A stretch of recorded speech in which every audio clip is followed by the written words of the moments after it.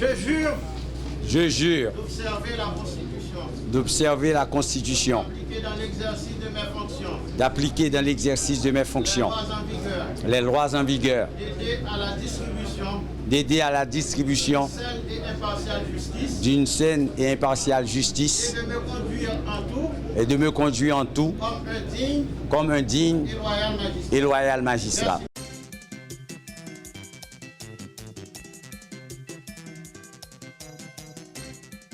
On dit souvent que c'est pas à un vieux singe qu'on apprend à faire des grimaces. Je ne vais pas vous présenter le magistrat Lionel Constant Bourgoin. Comme disent les Français, c'est un vieux soldat de la vieille garde. Pour résumer, on dit un vieux de la vieille.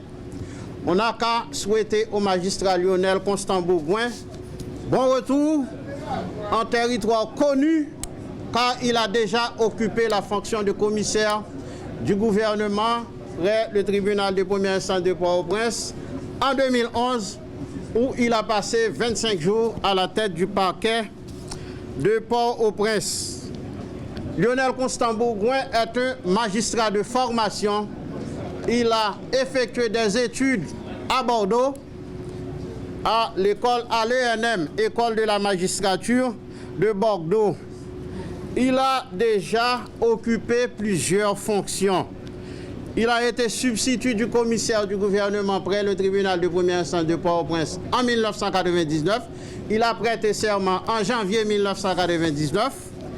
Ensuite, il a été promu commissaire du gouvernement près le tribunal de première instance de Jacmel.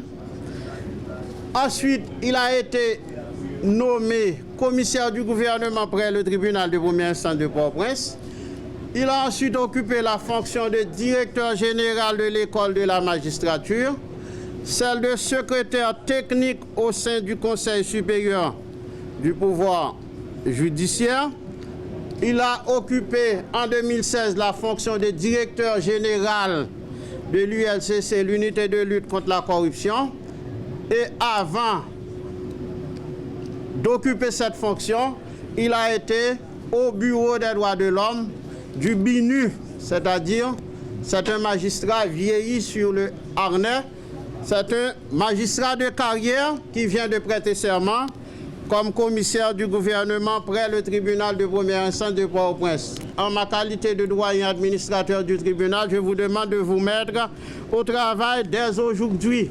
Nous sommes à la mi-juillet, c'est-à-dire la loi, le décret du 22 août 1995 relatif à l'organisation judiciaire. L'article 75 du décret du 22 août 1995 précise que l'année judiciaire commence le premier lundi d'octobre pour se terminer le dernier vendredi du mois de juillet de chaque année. Normalement, on devrait être en pleine organisation de la session criminelle avec et sans assistance de jury au niveau de la juridiction du tribunal de première instance de Port-au-Prince. Mais on peut constater que depuis 2018, on n'a pas eu de session d'assises criminelles avec assistance du jury. Il y avait un problème d'espace au niveau du bicentenaire, une zone de non-droit. Mais je dois vous dire qu'il y a une lueur d'espoir, car le doyen du tribunal de première instance de Port-au-Prince et le ministère de la Justice ont récemment visité un espace au niveau de Turgeau qui devrait, dans les prochains jours, les prochains mois, abriter le tribunal de première instance de Port-au-Prince. Mais avec les moyens du bord, on doit faire de son mieux. C'est la raison pour laquelle on va mettre les dossiers en état de recevoir jugement pour voir ce qu'il y a lieu de faire. C'est-à-dire, on va organiser des audiences criminelles sans assistance de jury. Au nom du ministre de la Justice et de la Sécurité publique, le directeur général, en ma personne, vient vous installer aujourd'hui comme commissaire du gouvernement au parquet près le TPI de Port-au-Prince. Nous savons tous qu'il y a des activités intenses qui vous attendent. Ce n'est pas un cadeau qu'on vous fait, mais c'est un travail ardu qui doit être débattu. Nous savons tous que vous avez la capacité, vous avez l'intelligence pour débloquer le système de concert avec le tribunal. Nous profitons de l'occasion pour vous dire que l'acceptation de ce poste est un privilège pour nous au ministère de la Justice qui vous connaît déjà. Parce que vous avez été tour à tour commissaire de Jacmel à Port-au-Prince et 15 ans dans la magistrature, je vous dis que vous êtes un avocat, vous êtes un magistrat chevronné. Tout le monde sait que le ministre de la Justice, en vous choisissant, a besoin d'insuffler un souffle nouveau à la justice haïtienne. C'est pourquoi maintenant, aujourd'hui, je suis venu en son nom procéder à votre installation. Il y a des tâches énormes qui vous attendent. Depuis tantôt 4 ans, on n'a pas eu d'assises criminelles avec et sans assistance de jury. Depuis 2018, ça fait 4 ans. Donc, on vous attend maintenant pour organiser les assises criminelles. Je sais que ce sont des activités intenses qui méritent beaucoup d'attention. Le ministre de la Justice, Maître Carlos Hercule, et le directeur général, ils sont tous prêts à vous appuyer dans vos démarches. Honorable doyen, je vous remercie pour les propos combien élogieux vous avez adressés à mon égard, mais surtout je vous remercie pour les conseils que vous m'avez prodigués. Je vois que vous me connaissez, que vous connaissez mon parcours presque par cœur, car je ne vous ai pas envoyé de ce CV. Je salue la présence de vous tous et toutes, et votre présence témoigne de l'intérêt que vous accordez à ma nouvelle prestation de serment en tant que commissaire du gouvernement près le tribunal de première instance à Port-au-Prince, après celle de mon passage éclair de 25 jours en décembre 2011. Monsieur le directeur général du ministère de la Justice et de la Sécurité publique, je vous remercie également pour les propos combien élogieux et pour les bons conseils que vous m'avez prodigués. Je vous prie donc de transmettre au ministre de la Justice et de la Sécurité publique, qui lui, j'allais le prier de transmettre au Premier ministre Gary Conille tous mes remerciements de m'avoir choisi comme commissaire du gouvernement près le tribunal de première instance de Port-au-Prince en ces moments si difficiles. En me confiant cette fonction, je mesure l'ampleur de la tâche, je suis conscient de la lourde responsabilité qui m'incombe et le haut niveau de performance qu'ils attendent de moi, que le ministère tout entier, le DAG, le DG du ministère de la Justice et de la Sécurité publique, le ministre de la Justice et de la Sécurité publique et tout le gouvernement attend de moi. À mon tour, je crois en leur engagement, non seulement à donner des ordres conformes aux lois et à la Constitution, mais aussi à prendre des décisions urgentes, les plus adaptées, en vue de l'efficacité de l'action publique de ce parquet en pleine crise statutaire et fonctionnelle. Messieurs les hauts cadres de la police nationale d'Haïti, je suis convaincu, pour vous avoir côtoyé personnellement et professionnellement durant de longues années, qu'en dépit de vos préoccupations nationales, vous avez toujours porté un intérêt particulier au traitement des affaires, surtout des infractions relevant de la criminalité et de la délinquance à Port-au-Prince.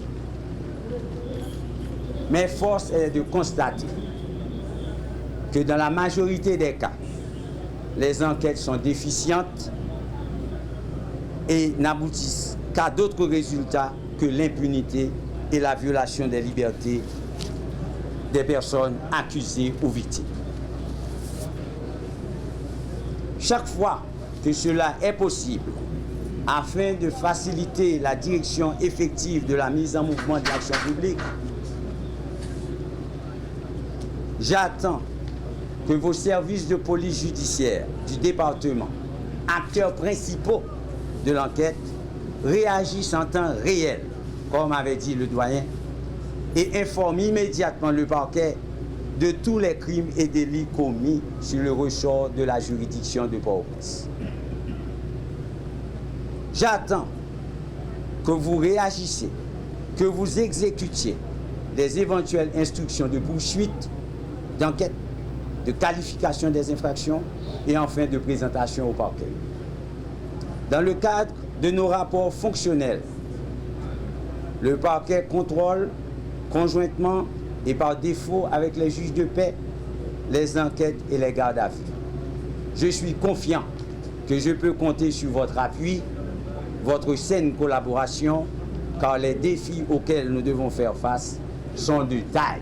Mesdames, Messieurs les substituts, commissaires, chers collègues, parallèlement aux démarches entreprises pour la satisfaction de votre juste revendication d'égalité de traitement avec les magistrats assis, je vous lance un appel au respect de votre devoir d'État de magistrat debout, pour agir ensemble et constamment au nom de la société, en toute responsabilité et toute éthique, dans le respect des principes de fonctionnement du ministère public, afin de redonner confiance aux justiciables, comme l'a demandé le doyen, en général et surtout à tous les professionnels du droit de cette juridiction.